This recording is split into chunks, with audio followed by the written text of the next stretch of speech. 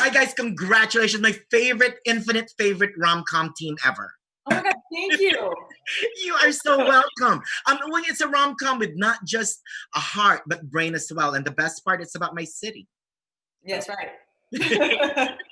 So let's start with the basics. When you guys first saw the script, what did you think? Let's begin with you, Miss Cristin.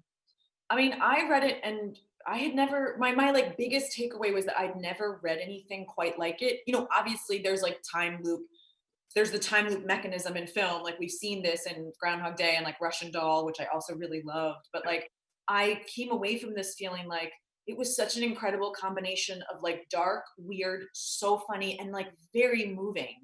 And I just never read anything like that. I loved it. That's right. What about you, Mr. Andy? Similar, it was making me laugh immediately, and it blended genres in such a seamless way that just made me believe in it in a way. Like it felt like it was a new take on something I already loved. That's right. I was telling J.K. Simmons earlier that picture all the rom-com cliches and the time loop cliches, smash them together and deconstruct the hell out of it. Yeah. Right? Yeah. And also, it's best to enter the film without knowing what it's about. But for the uninitiated, can you give our viewers a little description of your characters? Let's begin with you, Miss Cristin, aka Sarah. Description of our characters. I would say that like you meet a woman who, God, it's not going to sound like it's like part of the comedy though, but like you meet a woman who is dealing with a lot of like pain and shame, and you see her having to deal with her shit. That's right, the rebel heart. And you, Mr. Andy, aka Niles, the guy who really doesn't have time to give any Fs. Yeah. Yeah, Niles is interesting because when you first meet him, it seems like he is completely the master of his universe and in complete control. But as the movie goes on, you start to see the cracks in his armor and realize he actually maybe is just completely broken. Oh, he has a heart. Yeah. So you guys shot in and around Palm Springs, right? What do you guys think of the city?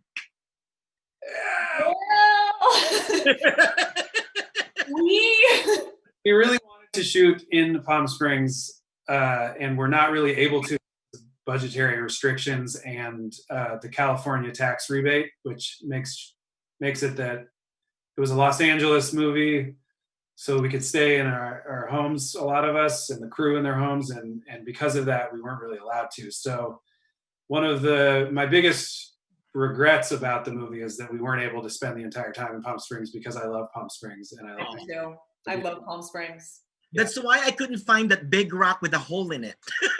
I keep looking and looking and looking. One real quick question, guys. If you have a chance to get stuck in a time loop, what era of your life would it be? Ooh.